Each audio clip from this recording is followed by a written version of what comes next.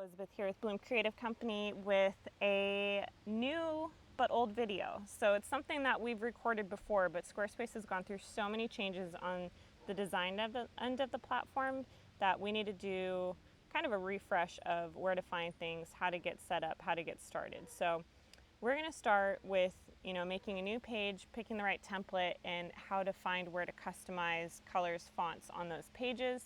So we'll start, right here. So we logged into our account, we clicked on the website that we want to edit, and now we're here at this home screen. So you have your menu here, pages, design, commerce, marketing, all that good stuff. We're going to start in pages because we're going to create a new page. So once you click on pages, this plus is where you're going to create a page. Now, when you start a site on a template, you're going to have all these demo pages. And if you don't need the demo pages, I'm going to click on this one. Say you don't really like the setup of this one. This isn't going to do anything for you in your business to move the needle. You're just going to delete it right here. Now, if you realize later on, maybe I did like that page, you're going to go to deleted pages and it's right here, and you're just going to click restore and it's going to bring you back. Those pages go away after 30 days, so you have 30 days to change your mind. All these pages up here under main navigation are going to show up in your main navigation. You have regular pages, this would be a blog page, another page, but you have this folder looking thing here which shows a drop down, and you create the pages under the folder. Under not linked, these pages are still live on your site and they are searchable in Google, and they will show up if they are found. There is just no link to them up here. You could link to them within other pages, you could link to them from a button, but it will not show up here, with the exception of the home page, which you see a house next to it. That is my home page. You can always get to it from the logo or title up here. So when we add a page, click the plus. You can add blank if you are super creative and want to dive into design, or you can use a page layout. So these are your basic pages, your home, services, about, and we'll get into that. But you have special types of pages that you will not be able to create these features within a page layout. So a blog, in order to get a blog homepage with clickable articles, you would want to use this blog. This works for news articles, it works for actual blogs, recipes. I actually use this to sort my portfolio as well, to get categories, and I really like the layout because you can really adjust it to what your design preferences are. You have a store, you can't create a store in a page layout. You have to create a store where you'll set up your products and the variants and the setup of the store and how you want it to look. Our portfolio, same thing, and events. This is a calendar feature that you can add events, upcoming events that can link to a calendar. This is where you would add the folder, like from over here for that drop down, and then a link. So if you wanted to link to a different page in your site, or a different URL, or maybe your shop is on Shopify, you'd click this link and you'd be able to link out to Shopify, for example. So let's start with the page layout. Click on this and you'll notice that you have an opportunity to make a blank one again. You can hit close if you changed your mind, but these are all your different types of pages that they template out for you. So general, these are more like home pages, and we'll show you here how to pop, all that information in. Appointments, this links scheduler, which in our Content Blocks 101 Part 2, we'll show you how to link that scheduler, whether it's Acuity, if you had it before they merged together, or Scheduler, which is right in your site. But that's how you can send a link to a client to book a discovery call, an appointment, or a group class, to take a payment before they sign up, all that good stuff. It automates what you could be doing by email by sending a link and having people book. About, so these are your kind of about templates. I'm free! You're free? Woohoo! Okay, I'm recording a video, so I just need 2 minutes. Mama, Do you want to watch me record? Nicholas told me to run out and play. Okay, are you going to? Yeah. Okay, I just need 2 more minutes, okay? Can you watch? Yeah, you can watch, but you can't talk, okay? Ready? Yeah. Okay, I'm going to jump right in because I'm recording right now. All right, here I go. Now here we have your contact pages with your contact forms, just different ways to display your contact information, however you need to display that, with whether it's with a banner image or keep it super simple. But you can always go into all these pages and delete the things that you don't need and enter your information. That's part of the whole template. It makes it streamlined and quick for you. You just add your information where you need it to, and then delete what you don't need. We have your services here. These are always awesome because they space everything out really nice. Member areas, this is the subscription platform where you can charge people a membership or a subscription to get access to training videos or content that you don't want the whole world to see unless they're paying for it. Stuff like that. Gallery, where it just lists a bunch of images on the page. Team, goes without saying. Reviews or testimonials. Menu. RSVPs, this is a contact form here again. FAQs, this is nice too because they give you a bunch of they set up all the text so you can just pop your text in so you don't have to go in and create a content block for every single thing here. Privacy policy, terms of service. So we'll start with an about page here, and we're going to click on this one here to edit. So before I do anything, I can change the name while it's still highlighted, or I can click enter, and that kind of solidifies the page. But if you realize this is not the name that I want to name this page by any means, you click this gear. This is your page title, navigation title, so what's going to appear here, and then your URL slug that you will see at the top of the page. Now you can enable the page or you can disable it. If you disable it, it will not be found anywhere and people won't be able to access it. You can add a password, you can duplicate the page, or you can set it as a home page. Under SEO, this is exactly how it's going to look in Google. So you just want to make sure that this title reflects what it is. If you delete it here, it'll pull from what you named it as your page title here. Social image if you wanted to add one here, and then advanced if you wanted to add some code.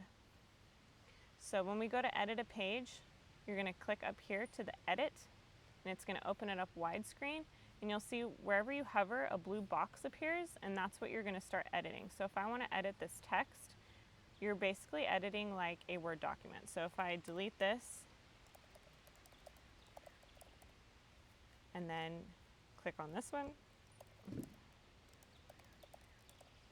So again, just kind of like a Word document. You're editing the text and you have options here to change the size and just the weight of the text. So I'm going to change that back to heading 1. Now when you see these add section to add section, this is what you're editing, this content section here. This is a way that you could get different colors going down your page. This is a way to get your content condensed on the page. So let me add just a bunch of text here so I can show you what I mean. So right now I have this content block here. I'm going to hit the pencil, and in the format I can change the height. So I can decrease this white space above and below, or I can make it very large. I can condense the text on the page, or I can make it wide, or I can hit this radio and make it super wide, or get it just right to what I need it to be. I can align the content to the top, middle or bottom, left or right. So if I wanted to get kind of a different look here and left justify everything, that's how I would go about that. If I hit that pencil again, background, this is where I'd add an image or a video that will automatically play. You could do a YouTube or a Vimeo link. You can have it full bleed, corner to corner inset, which looks like this. This would be an inset here. So under colors, this is where you're going to pick your color scheme. And then this is how you would kind of alternate colors if you wanted to down the page, breaking up content, kind of changing, the look of it as you go down. For here, for this background image, you're going to click background, and this you're going to delete here. You can add an image from your computer, a downloaded image or an image you have there, or you can search image and look at an image that you've uploaded already, which is neat. Free images or premium images that you would have to pay for. So free is through Unsplash, lots of really nice, great stuff. You just click on it, add it. They are free and they're royalty free, so you will not get sued using them. They are to use at your disposal. So that's loading there. You can add as many content sections going down the page as you want. If you want to add to that template that you put in, you can always hit add section, and then it's going to give you even more templated options. So before we were doing a page with a template, now here's a section with a template, and you'll see that there's just so many options. And all you're really going to do is you're going to pick one, you're going to hover over what you want to edit and click and hit the pencil. In this case, for here on content for the image, you're just going to remove it and add a new one. You can link it, you can change the button, you can make the button go away. You can click in here and change the text. Possibilities are endless. I just always recommend starting with a template, pop in your information, and let Squarespace do the work for you. So that's editing a content section. When you want to edit color or font, you're going to click on this paintbrush here, and you're just going to go down through the site styles. So if I click save here, you'll notice in home there's the design. Same thing. If you click the site styles, it's going to open up that paintbrush over here. So in 7.1, before they did that big change, it was on the left in that section, but now you're going to find everything you need in this paintbrush. Fonts, you can change it here. Just click through and have at it. Pick whatever one you want, and then you've got your headings, your paragraphs, buttons, and your miscellaneous. Now, one of the biggest changes is animations. You can put animations on all of your images, your image blocks here. So you can have a fade where everything will fade in. You can have it slide up and keep it really uniform. And then colors, you have so many different, you can really go to town here. You can have Squarespace, you can pick one of their template themes here. They have colors that are already paired, which look nice, or you can go in here and do a custom palette color based on, the images or branding that you have for your company here. So you would just click here. I would stick to kind of the guides here, the lightest, light, a bright, a dark, and a darkest. So you would click here, and if you wanted your darkest to be like a really dark blue, you do that here, and then kind of change everything as you go, and you can add in the actual digits here. So that is your colors, tons of them. If you want to change the color in each content section, that is over here in colors, and you can just play around. And then if you're in this one and you want to quickly edit something because you don't like the font color for the headings, that doesn't look right over this overlay, you would click the pencil, hit save, and it'll automatically open up that section that you're working on there. Buttons, this is where you are going to change the global style of the buttons if you want them solid or outline, rounded, square, pill, and then the padding, which is how much space around the text to the edge of the button. Image blocks, this is where you're going to edit each individual image block. So that would be like this one here. So I would hover over this one so it's blue. I'd click on it and you'll see it's the collage, and then you can change, the width of the image, the offset.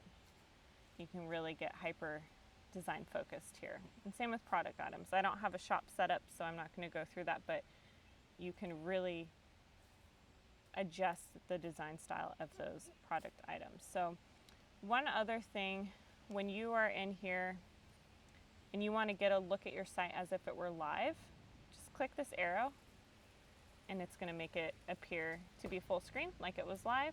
And if you want to just double check everything looks stellar on mobile, click that icon here.